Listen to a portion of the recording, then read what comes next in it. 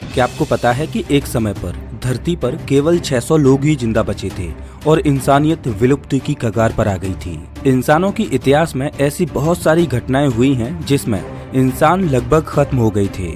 जिस तरह से प्रकृति ने पत्थर के एक बड़े टुकड़े को आसमान से भेजकर डायनासोरों जैसे विशालकाय जीवों को खत्म किया था, वैसे ही उसने इंसानों को भी धरती से कई बार नष्ट करने के प्रयास किए हैं।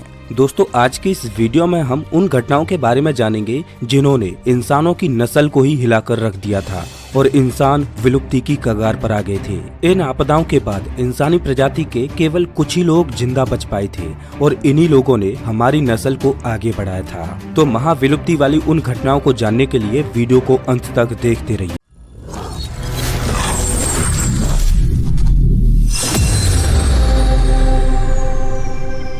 Ice age. आज से करीब 1,95,000 साल पहले हमारी दुनिया कुछ बेहद ही अलग तरह के वातावरण में थी। अचानक ही पूरी दुनिया में तापमान हद से ज्यादा गिरने लगा। ठंडी के मौसम में तो जमकर ठंडी थी ही, पर गर्मी के मौसम में भी ठंडी का प्रकोप दिखने लगा। जगह जगह मौजूद बर्फ के ग्लेशियर्स कई फीट ऊंचे हो गए। इस एज को ऑफिशियली मरीन आइसोटोप स्टेज 6 कहा गया है और अनऑफिशियली ग्लेशियल स्टेज कहा गया है। कुछ लोगों का मानना है कि इस समय में रहने वाले इंसानों की पॉपुलेशन मात्र 600 तक जा पहुंची थी। ये बचे कुचे इंसान बहुत मुश्किल से अपना गुजारा कर पा रहे थे। अफ्रीका में रहने वाले बहुत से ह्यूमंस ने तो एक दूसरे से अलग होकर रहने का फैसला कर लिया। ये फैसला उन्होंने मजबूरी में नहीं बल्कि जानबूझकर लिया था। उनके प्राकृतिक निवास नष्ट हो रहे थे, दिन प्रतिदिन खाना कम होता जा रहा था। इसलिए उस वक्त में इंसानों ने फैसला लिया कि हम अलग अलग जाकर रहेंगे और अपने लिए खाना ढूंढेंगे। अब इन ग्रुप्स में जो इंसान बच गए थे वो बेहद ही भाग्यशाली और होशियार थे। बहुत से ह्यूमंस जो उस वक्त में बच गए थे उन्होंने साउथ अफ्रीका के समुद्र किनारे रहना सीख लिया। ये जगह उनके लिए किसी जन्नत से कम नहीं थी। यहाँ पेड़ पौधों की बहुत अच्छी उपज थी। यहाँ मौजूद पानी दूसरी जगहों जैसा ठंडा नहीं था, इसीलिए यहाँ समुद्री जीवन जैसे कि शेल फिश मौजूद थे। इन्हीं चीजों को खाकर हमारे पूर्वज इस समय में जिंदा रह पाए थे। इसमें कोई शक नहीं कि ये पीरियड हमारी ह्यूमैनिटी पर काफी भारी पड़ा था। लाखों करोड़ों ह्यूमन पॉपुलेशन एक ही बार में खत्म हो गई थी। हमें फिर से मध्यम पॉपुलेशन तक पहुंचने में बहुत समय लग गया था। ये आइस एज का वो भयानक दौर था जिसमें दुनिया भर की प्रकृति बस देखते ही देखते खत्म हो गई थी। पर जैसे तैसे इंसानों ने इस आपदा को सहन किया और इंसानों की नस्ल को आगे बढ़ाया। Toba super volcano. पृथ्वी पर दूसरी ऐसी त्रासदी टोबा सुपर वोल्केनो के रूप में आई थी। करीब 70,000 साल पहले इंसानों की नस्ल अपने सबसे बेस्ट वर्जन में पहुंच गई थी। हमारा ब्रेन पूरी तरह से डेवलप हो गया था। वैज्ञानिकों का मानना है कि तब से लेकर अब तक हमारे दिमाग में ज्यादा चेंजेस नहीं आए हैं। यानी कि उस वक्त में जिस दिमाग का इस्तेमाल करके हमने पत्थरों के हथियार बनाए थे, बिल्कुल उसी ब्रेन का इस्तेमाल करके आज हमने रॉकेट्स और एरोप्लेन्स बनाए हैं। इंसान अफ्रीका से बहुत दूर निकल आए थे और दुनिया के कोने कोने में जाकर बस रहे थे। उस समय में लकड़ी से बने हुए भाले और पत्थर से बने हुए हथियार इंसानों के जरूरी औजार थे। बहुत जल्द ही हम पहिए का भी आविष्कार करने वाले थे, लेकिन इंडोनेशिया के एक सुपर वोल्केनो ने इन सभी आविष्कारों को बेमतलब कर दिया। करीब 70,000 BC के वक्त में टोबा सुपर वोल्केनो विशालकाय रूप से फट गया। मैं आपको बता दूं कि आज तक के इंसानी इतिहास में इससे बड़ा सुपर वोल्केनो एक्सप्लोजन रिकॉर्ड नहीं किया गया है। इस वोल्केनो के फटने के करीब 1700 क्यूबिक माइल्स के वेपराइज्ड पत्थर हवा में उछल गए थे, जिसकी वजह से राख की एक मोटी परत ने पूरी धरती को ढक लिया था। पूरा साउथ पैसिफिक का एरिया राख से ढक गया था। केवल कुछ ही दिनों में इस राख ने पेड़ पौधों की जान निचोड़ ली। इसके साथ ही इसने पानी को भी जहर बना दिया। इस जगह पर रहने वाले इंसानों का बचना लगभग नामुमकिन था। ये इतनी बड़ी त्रासदी थी कि पूरी दुनिया में इसका असर दिखने लगा। धमाके की वजह से बहुत सारी गैसें और मलबा हवा में चला गया। ये इतना ज्यादा था कि उसने सूरज की रोशनी तक को धरती पर आने से रोक लिया। इस वजह से धरती का एवरेज टेम्परेचर 3 से 5 डिग्री तक कम हो गया। ठंडी अचानक बढ़ गई और ये तो मैं नॉर्मल जगहों की बात कर रहा हूँ। बहुत सारी जगह ऐसी थीं जहाँ पर तापमान 18 डिग्री सेल्सियस तक कम हो गया था। बहुत सालों तक धरती पर यही नॉर्मल टेम्परेचर बन गया था। पेड़ पौधों के लिए ये बिल्कुल भी अच्छी खबर नहीं थी और इस इवेंट ने जरूर ही आइस एज को जन्म दे दिया था। जो लोग दुनिया के दूसरे कोनों में रह रहे थे वो भी इससे नहीं बच पाए। वहां पर एसिड रेन होने लगी जिसकी वजह से वहां पर पानी जहरीला बन गया। तापमान के अचानक गिर जाने से उन जानवरों पर बहुत ज्यादा असर पड़ा था जो अपना घर बदलते रहते थे। ये जानवर रास्ते में मिलने वाले पेड़ पौधों से अपना पेट भरते थे। बहुत दूर तक चलने के बाद भी इन्हें खाना नहीं मिला और वो भूख की वजह से मरने लगे। वोल्केनो से निकले लावा और मलबे से डायरेक्टली तो कम इंसान मरे थे, लेकिन इसके बाद जो इसने वातावरण पर असर किया था उसने लाखों लोगों की जान ले ली। एक खोज कहती है कि सब कुछ सेटल होने के बाद केवल 1000 हेल्दी इंसान ही धरती पर बच पाए थे। कुछ लोगों का तो ये तक कहना है कि सिर्फ 40 इंसान पूरी दुनिया में जिंदा बचे थे। वैज्ञानिकों ने हमारे जेनेटिक रिकॉर्ड को बहुत अच्छे तरीके से स्टडी किया है, इसीलिए वो एक बात तो साफ तौर से कह सकते हैं कि जिस समय में टोबा सुपर वोल्केनो फटा था उस वक्त में इंसानों की पॉपुलेशन हद से ज्यादा कम हो गई थी। कहा जाता है कि टोबा धमाके की वजह से इंसानों की अलग अलग स्पीसीज खत्म हुई थी। आज के समय में केवल एक ही स्मार्ट और इंटेलिजेंट एप जिंदा बचे हैं और वो हैं होमो सेपियंस। टोबा धमाके ने केवल इंसानों की पॉपुलेशन को ही कम नहीं किया था, बल्कि इसने हमारे डेवलपमेंट प्रोसेस को भी कई हजार साल पीछे कर दिया था। अगर उस वक्त में ये वोल्केनो नहीं फटा होता तो शायद आज हम उस फ्यूचरिस्टिक दुनिया में जी रहे होते जो आप साइंस फिक्शनल मूवीज में देखते हो। अगर टोबा धमाका नहीं हुआ होता तो आज हमारे बीच अलग अलग तरह के इंटेलिजेंट ह्यूमन स्पीसीज रह रहे होते। हाँ, हो सकता है कि आज हमारे बीच जो भेदभाव और लड़ाइयाँ हैं वो और ज्यादा बढ़ जाती, तो कहीं न कहीं टोबा सुपर वोल्केनो का फटना सही ही था। Event x. आज के मॉडर्न इंसान कुछ हजार साल पहले ही इवॉल्व हुए हैं, लेकिन अगर वैज्ञानिकों की माने तो एक समय ऐसा था जब ये एवोल्यूशनरी प्रोसेस हमारे अंदर नहीं होने वाला था।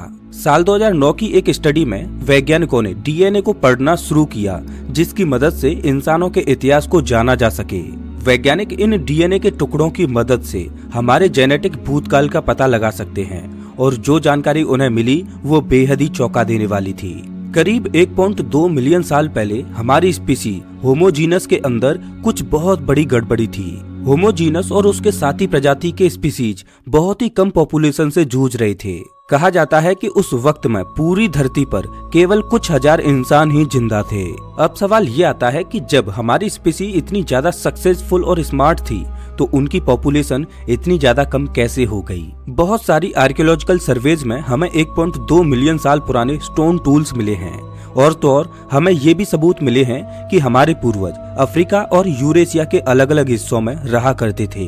इसे समझने के लिए वैज्ञानिकों ने 2 अहम थ्योरीज दी हैं। पहली और सबसे इंटरेस्टिंग थ्योरी ये है कि 1.2 मिलियन साल पहले एक रहस्यमय इवेंट एक्स हुआ था जिसने इंसानों को धरती से लगभग नष्ट कर दिया था। अब ये थ्योरी केवल महज एक थ्योरी इसलिए है क्योंकि हमें अभी तक ऐसी किसी भी त्रासदी के सबूत नहीं मिले हैं। हमें नहीं पता कि उस समय में कोई सुपर वोल्केनो फटा था या फिर आइस एज आई थी। सच कहूँ तो इन चीजों के होने के सबूत ही हमें नहीं मिले हैं। तो अब वो कौन सी चीज थी जो केवल होमोजीनस की पॉपुलेशन को टारगेट कर रही थी और हमें नष्ट करते जा रही थी। वैज्ञानिकों की दूसरी थ्योरी कहती है कि किसी तरह का इवेंट एक्स हुआ ही नहीं था। हमें जो लग रहा है कि ह्यूमन पॉपुलेशन उस वक्त में बहुत ज्यादा कम हुआ करती थी, वो असल में उस वक्त की एवरेज पॉपुलेशन हुआ करती थी। इस थ्योरी से वैज्ञानिक निष्कर्ष निकालते हैं कि उस जमाने के इंसान इतने ज्यादा कमजोर थे कि वो दूसरे बड़े जानवरों से लड़ने में सक्षम नहीं थे। उस वक्त में प्रकृति के पास बहुत अच्छा मौका था हमें पूरी तरह से खत्म कर देने का, लेकिन उसने अपना ये चेंज मिस कर दिया। अब इंटरनेट पर इवेंट एक्स की थ्योरीज बहुत जोर शोर से डिस्कस की जाती हैं। बहुत सारे लोग मानते हैं कि उस समय में सच में एक रहस्यमय इवेंट एक्स हुआ था जो केवल होमोजीनस की पॉपुलेशन को टारगेट कर रहा था। इसकी वजह एलियंस से लेकर बड़े बड़े खतरनाक जानवरों तक दी जाती है, लेकिन सच यही है कि ऐसी किसी भी त्रासदी का हमारे पास कोई भी सबूत नहीं है। The black death. साल 1300 के समय में दुनिया एक ऐसी चीज से गुजरी थी जो कभी पहले नहीं देखी गई थी। इसकी शुरुआत अक्टूबर साल 1347 में हुई जब ब्लैक सी में ट्रेवल कर रहे 12 शिप्स मैसीना के सिसिलियन बंदरगाह में आए। उस जगह पर रहने वाले लोकल लोगों ने जब शिप पर रहने वाले लोगों की हालत देखी तो वो बहुत ही ज्यादा डर गए। शिप पर रहने वाले ज्यादातर लोग मर चुके थे और जो लोग जिंदा भी थे उनके पूरे शरीर पर काले बड़े बड़े फोड़े बने हुए थे।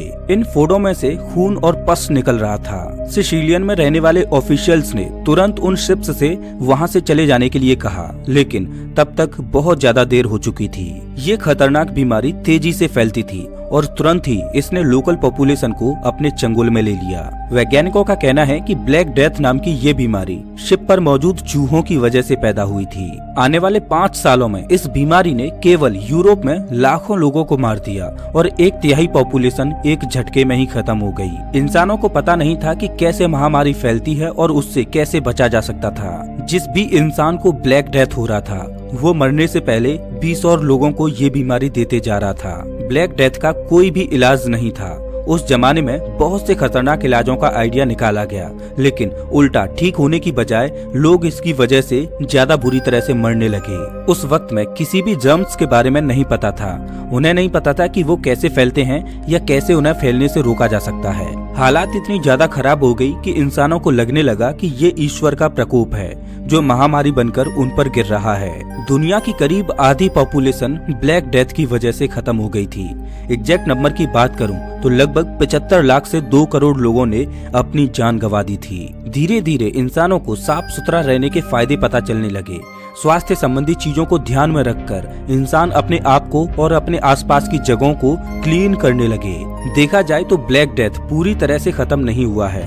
वो चाहे तो आज भी वापस आ सकता है, लेकिन 14वीं सदी के बाद से ये महामारी वापस कहीं भी नहीं आई है। उस जमाने की सबसे अच्छी बात ये थी कि उस जमाने में महामारियां एक जगह से दूसरी जगह पर तेजी से ट्रेवल नहीं कर सकती थी, क्योंकि उस समय में दूसरे देशों में जाने का केवल एक ही रास्ता था और वो था समुद्र का रास्ता, और उसमें भी कई सालों का समय लग जाता था। आज के समय में अगर ब्लैक डेथ जैसी बीमारी आ जाए तो हम कोविड-19 के एग्जाम्पल को देखकर समझ सकते हैं कि ये कितनी तेजी से पूरी दुनिया में फैल जाएगी। Nuclear war 1995। नॉर्वेजिया में रहने वाले लोग बहुत ही शांत स्वभाव के होते हैं, लेकिन एक समय ऐसा आया था जब उन्होंने पूरी दुनिया के लोगों को लगभग खत्म ही कर दिया था। साल 1995 में कोल्ड वॉर को ऑफिशियली खत्म हुए 4 साल हो गए थे। रशिया और यूनाइटेड स्टेट्स ऑफ अमेरिका के बीच के रिश्ते सुधर रहे थे। करीब 40 सालों तक न्यूक्लियर वॉर के होने का खतरा सभी देशों पर मंडरा रहा था। बहुत से साइकोलॉजिस्ट्स का कहना है कि इस डर की वजह से इंसानों के ब्रेन में परमानेंट चेंज आ गया था, लेकिन ये सब अब खत्म हो चुका था। लेकिन फिर अचानक ही 25 जनवरी 1995 में इंसानों का अंत सामने दिखने लगा। सुबह होने से ठीक पहले नॉर्वे के एंडोया रॉकेट रेंज से एक रॉकेट ने उड़ान भरी। ये रॉकेट किसी भी तरह का कोई हथियार नहीं था, बल्कि ये तो साइंटिफिक इंफॉर्मेशन के लिए एटमॉस्फेयर में छोड़ा गया था। ये एक्सपेरिमेंट नॉर्वेजिया और अमेरिका के वैज्ञानिक मिलकर कर रहे थे। नॉर्वे ने पहले ही रशिया को इस रॉकेट लॉन्च के बारे में इन्फॉर्म कर दिया था, लेकिन बदकिस्मती से ये इन्फॉर्मेशन रशिया के ऑफिशियल्स तक पहुंची ही नहीं। रॉकेट के लॉन्च होने के कुछ सेकंड्स के अंदर ही रशिया के लॉन्ग रेंज रेडार ने उसे पकड़ लिया और रशिया की आर्मी के अंदर उनका सबसे बड़ा डर पैदा हो गया। उन्हें यकीन हो गया कि अमेरिका ने रशिया के ऊपर न्यूक्लियर बॉम्ब लॉन्च कर दिया है। रशिया ने ऐसी सिचुएशन के बारे में पहले ही अंदाजा लगा लिया था। उनके मुताबिक अमेरिका सबसे पहला रॉकेट अपने सबमरीन से सीधा उनके रेडार और कम्युनिकेशन सिस्टम पर छोड़ेगा। एक बार वो खत्म हो गए तो उसके बाद कुछ मिनटों के अंदर ही अमेरिका मिसाइल्स की सेना को पूरे रशिया पर लॉन्च कर देगा और रशिया इससे बचने के लिए कुछ भी नहीं कर पाएगा। पूरी की पूरी रशिया की सिविलाइजेशन सिर्फ 15 मिनटों के अंदर ही खत्म हो जाएगी। उस वक्त में रशिया के पास ऐसा कोई रेडार नहीं था जो रॉकेट के साइज को एक्यूरेटली बता सके, वरना उन्हें पता चल जाता कि ये कौन से टाइप का मिसाइल है। रशिया के रेडार्स केवल स्पीड और ट्रेजेक्टरी को ही पहचान सकते थे और उनके कंप्यूटर्स ने सभी डेटा की मदद से यही निष्कर्ष निकाला कि यूएस उन पर हमला कर रहा है। नॉर्वे में इस हार्मलेस साइंटिफिक रॉकेट के लॉन्च होने के सिर्फ कुछ मिनटों के बाद ही रशियन आर्मी ने अपने प्रेसिडेंट बोरिस येल्त्सिन के हाथ में न्यूक्लियर फुटबॉल थमा दी ताकि अमेरिका पर सही समय पर हमला किया जा सके। प्रेसिडेंट बोरिस को एक बहुत ही कड़ा फैसला लेना था और उनके पास केवल कुछ ही मिनटों का समय था। अगर अमेरिका सच में रसिया पर हमला कर रहा था तो सिर्फ कुछ ही मिनटों में उनके आर्मी बेसेज और शहर तबाह होने वाले थे। अगर प्रेसिडेंट बोरिस सही वक्त पर अपनी न्यूक्लियर मिसाइल लॉन्च कर देते हैं तो इस तबाही को कम किया जा सकता था। आर्मी जनरल्स और प्रेसिडेंट बोरिस के बीच घमासान बहस हुई। बोरिस और ज्यादा इंफॉर्मेशन चाहते थे। मिलिट्री उन्हें साफ तरीके से कह रही थी कि उन्हें अभी के अभी मिसाइल्स छोड़ने होंगे, लेकिन प्रेसिडेंट बोरिस को समझ नहीं आ रहा था कि जब अमेरिका के साथ रिलेशन इतने अच्छे चल रहे हैं तो अचानक वो न्यूक्लियर बॉम्ब उन पर क्यों छोड़ेगा। उन्होंने अपना फैसला ले लिया और आर्मी से कह दिया कि रसिया कुछ भी नहीं करेगा। कुछ मिनटों के लिए मिलिट्री के सभी लोगों की सांसें रुक गई थी। वो जल्द से जल्द किसी नई इन्फॉर्मेशन का इंतजार करने लगे। कुछ समय में साफ हो गया कि अमेरिका ने रसिया पर हमला नहीं किया था। जब रसिया ने मिसाइल की ट्रेजेक्टरी को मापा तो उन्हें पता चला कि रॉकेट नॉर्वे से निकला था, जहां से अमेरिका कभी भी अपनी मिसाइल नहीं छोड़ेगा। इतने ज्यादा प्रेशर में होने के बाद भी रसिया के प्रेसिडेंट ने सही फैसला लिया, नहीं तो साल 1995 में ही इंसानों की प्रजाति विलुप्त हो गई होती। दोस्तों, ये तो इतिहास की कुछ ऐसी घटनाएं थीं जिनमें ह्यूमन सिविलाइजेशन लगभग खत्म होने की कगार पर आ गई थी, लेकिन खतरा अभी टला नहीं। आज भी खतरे की तलवार पूरी इंसानियत पर लटक रही है और इंसानियत पर वो खतरे की तलवार है एटम बॉम्ब्स। बहुत से लोग जो एटम बॉम्ब को बना रहे थे उनका मानना था कि इस बॉम्ब के ब्लास्ट होने से धरती के वातावरण में एक थर्मोन्यूक्लियर परिवर्तन देखा जाएगा, लेकिन किसी को भी नहीं लगा था कि ये बॉम्ब इतना ज्यादा पावरफुल होने वाला है। जिस दिन पहले न्यूक्लियर ब्लास्ट का टेस्ट किया गया था उस दिन प्रोफेसर जेम्स कोनेंट इस ब्लास्ट से इतने ज्यादा चौंक गए थे कि उन्हें लग रहा था कि वो दुनिया का अंत देख रहे हैं। उन्हें सच में लग रहा था कि उनकी कैलकुलेशंस में कुछ तो गलती हो गई है। किस्मत से उस दिन ह्यूमैनिटी का अंत नहीं हुआ था, लेकिन इस टेस्ट ने उल्टा पूरी दुनिया के देशों में न्यूक्लियर हथियारों को बनाने की दौड़ शुरू कर दी।